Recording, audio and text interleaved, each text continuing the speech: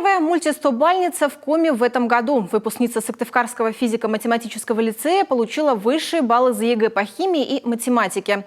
Варвара Аввакумова рассказала о подготовке к экзаменам и планах на жизнь. Пообщался со стобальницей Александр Карепин.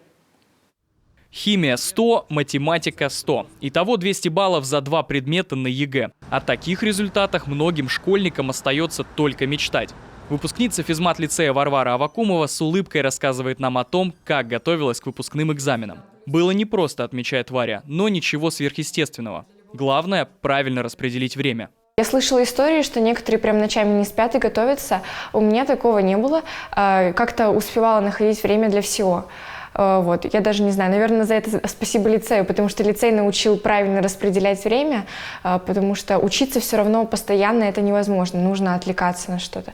Определилась Варя с экзаменами в начале 11 класса. Пошла от противного. Отбросила все лишние предметы, осталось то, что нравится. А это химия. К ней Варвара готовилась основательно. Помимо учебы в лицее занималась и онлайн. Такая углубленная подготовка принесла свои плоды. Я работаю в лицее первый год, и с Варварой познакомилась уже и, соответственно, преподавать начала только в 11 классе.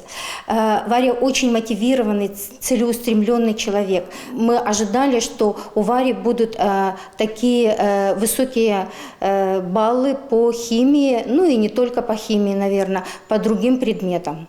Пока общаемся, Варя благодарит родителей, друзей и, конечно, учителей. Каждого из них перечисляет по именам. Варвара отмечает, что в лицее программа сложнее, чем в обычных школах, да и спрос выше. Впрочем, это не помешало ей закончить 11 классов с золотой медалью. Как говорится, терпение и труд все перетрут.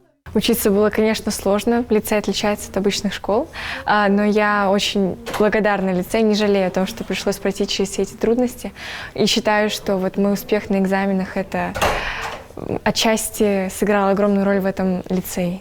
Вуз Варвара еще не выбрала, но поступать решила в Москву. Хочет стать ученым-химиком, а в дальнейшем разрабатывать косметику. Мы желаем ей удачи, ведь таких этапов в жизни будет еще много. А пока Варя – золотая медалистка и гордость родного лицея и всей республики. Александр Карепин, Олег Юшков, телеканал Юрган.